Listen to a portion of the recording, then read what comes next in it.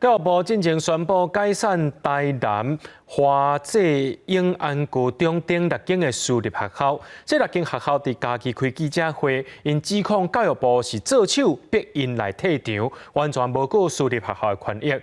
教育部回应讲，无伫咧期限内面完成变更，即是依法来解散。若准因唔甘愿，会当提起行政诉权。 6间私立学校的代表做伙伫假期时召开记者会，讲教育部要求因这几间私立学校退场，行政厅书出问题。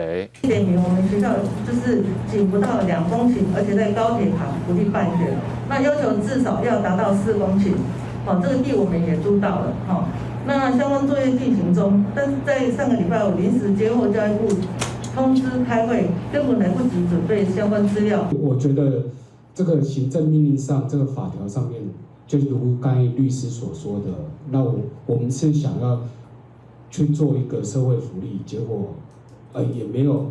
其实，在主管机关的立场，应该是辅导我们。在我们6月8号的时候，你按照私校法，结果到了那个12月18号的时候，你第二次命令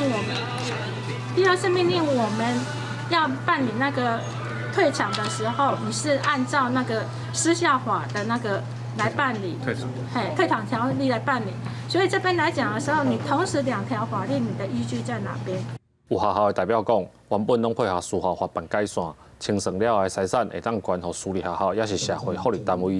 结果教育部化解了解，侵害学校的权利。推动的这个私校退场机制以及相关的法规，居然异常的陌生，真是令人难以想象啊！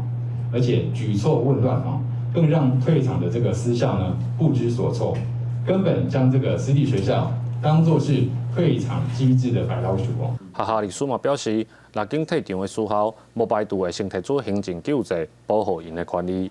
记者林伟霆，家己报道。